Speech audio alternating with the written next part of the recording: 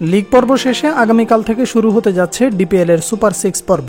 এই পর্বে উত্তীর্ণ হয়েছে Abahani limited, Shahinpukur, Mohammedan, prime bank, Gazi group ও শেখ জামাল ধানমন্ডি ক্লাব।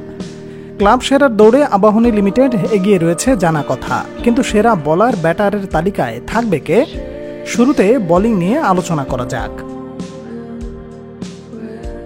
11 ম্যাচে 25 উইকেট নিয়ে লীগ পর্ব শেষে সবার উপরে রয়েছে রুয়েল মিয়া। সমান ম্যাচে 22 উইকেট নিয়ে তারপরেই আছেন আবু হায়দার রনি। সমান 19 উইকেট নিয়ে পরের 4টি স্থানে রয়েছেন রিশাদ হোসেন, নাজমুল অপু, ইরফান ও মারুফ মৃধা। 18 উইকেট নিয়ে 7 নম্বর পজিশনে আছেন নাসুম আহমেদ। এদের মাঝে মারুফ মৃধা ছাড়া সবার সুযোগ রয়েছে সেরা হয়ে টুর্নামেন্ট শেষ করার। তবে মূল লড়াইটা হবে দুই বাঁহাতি পেসার রনি ও রুয়েল মিয়ার সঙ্গে। দুজনেই ছন্দে রয়েছেন, তাই পজিশন পরিবর্তন হতে পারে টুর্নামেন্ট শেষে। তবে কাজটি একেবারে সহজ হবে না। লীগ পর্বের মতো সুপার 6-এও নিজেদের সেরাটা দিতে হবে।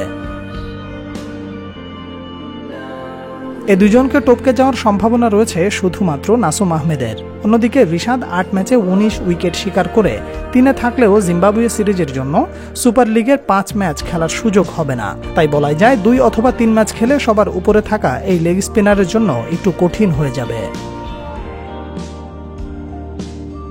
ব্যাটারদের মধ্যে 585 রান সংগ্রহ করে পারভেজ ইমন সবার থেকে এগিয়ে রয়েছে। তার নিকটতম প্রতিদ্বন্দ্বী নাইম শেখ 126 রান কম নিয়ে তার থেকে পিছিয়ে আছে। 454 রান নিয়ে তিনি আছেন মাহিদুল ইসলাম অঙ্কন। সমান 424 রান নিয়ে পরের দুটি অবস্থানে আছেন সাইফ হাসান ও তামিম ইকবাল খান।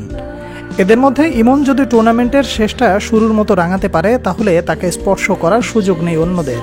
যদি ইমন রান না পায়, তাহলে অন্যদের সুযোগ রয়েছে তাকে টপকে যাওয়ার। এক্ষেত্রে সবার সুযোগ রয়েছে টপার হওয়ার, কারণ 4 জনের রান প্রায় সমান। অবশ্যই এদের সাথে যোগ হবে 7 নম্বর পজিশনে থাকা নুরুল হাসান সোহান। এই ব্যাটারও ছন্দে রয়েছেন, তার রান 421। এখন দেখার বিষয় শেষ পর্যন্ত কে সেরা হয়ে টুর্নামেন্ট শেষ করে। Salman Abdullah, sports and news.